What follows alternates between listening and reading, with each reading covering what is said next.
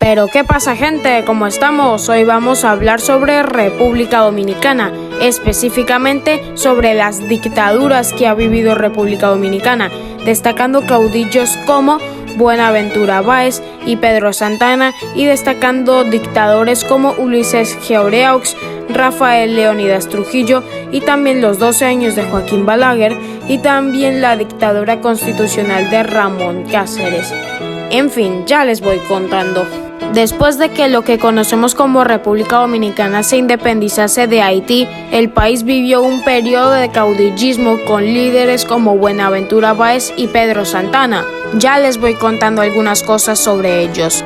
En cuanto a Buenaventura Báez, a partir de su segundo periodo, sus gobiernos se caracterizaron por ser muy corruptos y hubo una ocasión en la que la moneda emitida por el gobierno se llegó a devaluar en 1000%. Y en cuanto a Pedro Santana, en 1861, durante su última presidencia constitucional, él proclamó la anexión de Santo Domingo a la monarquía española. Y es que fue Santana quien dominó los inicios de la República Dominicana. Y como recién mencioné, fue él quien proclamó la anexión del país a España. Y es que Pedro Santana llegó a alternar el poder con Buenaventura Báez, representando el caudillismo inestable y las luchas internas del siglo XIX. Y en cuanto a Ulises Georeux, su gobierno se caracterizó por la represión y además a él se le recuerda como uno de los gobernantes más derrochadores, y de hecho su gobierno llevó al país a la bancarrota, situación que provocó una fuerte inestabilidad política y fue la causa principal de la posterior intervención estadounidense de 1916.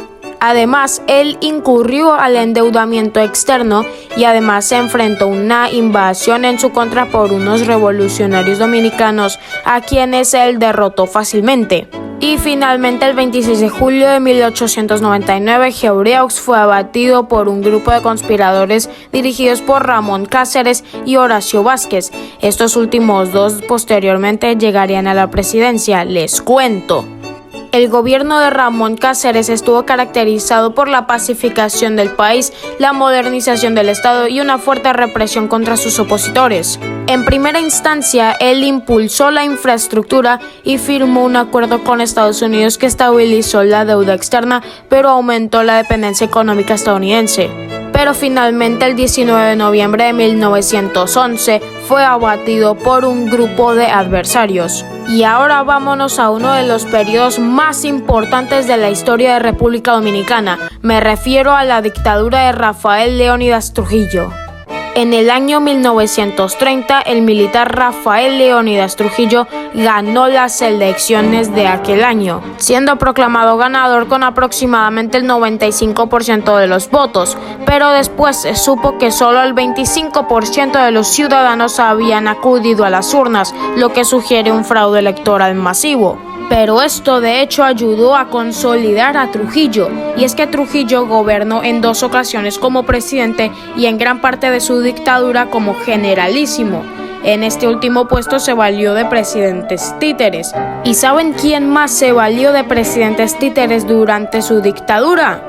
Juan Vicente Gómez de Venezuela, quien durante su dictadura se sabe que también se valió de presidentes títeres en algunas ocasiones. En fin, la dictadura de Trujillo fue uno de los regímenes más férreos y opresivos de América Latina. Se sabe que Trujillo consolidó su poder eliminando a la oposición política, y además se sabe que hubo un culto a la personalidad de Trujillo.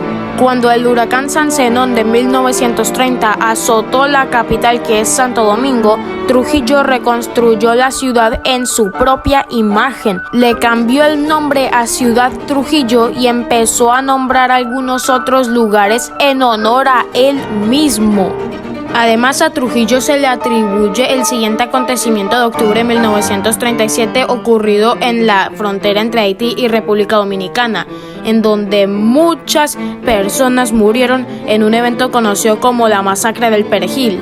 La principal característica de esto era que obligaban a las personas a decir la palabra perejil, una palabra difícil de pronunciar por personas cuya lengua era el criollo haitiano. Después a esto le vendría a seguir el asesinato de las hermanas Mirabal en 1960, y este suceso, sumado al atentado al entonces presidente de Venezuela, Rómulo Betancourt, fue la gota que colmó el vaso para el pueblo dominicano. El día 30 de mayo del año 1961, Trujillo se dirigía desde Santo Domingo hasta su ciudad natal de San Cristóbal, cuando su vehículo fue emboscado y el propio Trujillo resultó asesinado. Después de este suceso, Rafael Leónidas Trujillo Martínez, también conocido como Ramfis, que era hijo del dictador, se hizo con el poder en República Dominicana. Sin embargo, debido a la inestabilidad social y la presión interna y externa, la familia Trujillo tuvo que exiliarse a España. Y ahora vámonos a otro periodo importante, los 12 años de Joaquín Balaguer. El gobierno de Joaquín Balaguer desarrolló un modelo autoritario a pesar de las garantías constitucionales. A pesar de sus métodos autoritarios, Balaguer tenía mucho menos poder que el dictador Trujillo y su gobierno era más suave. A pesar de esto, hubo una sensación de que en República Dominicana había un híbrido de dictadura y democracia. Los 12 años de Joaquín Balaguer se caracterizaron por una aguda represión política y se desarticularon principalmente movimientos de izquierda. Finalmente, en las elecciones de 1978 triunfó Antonio Guzmán Fernández, representante del Partido Revolucionario Dominicano, poniendo fin a la continuidad de Balaguer en el poder. Y bueno, gente, eso es todo, espero que les haya gustado. Yo soy Holt Ferrier y nos vemos en el próximo video.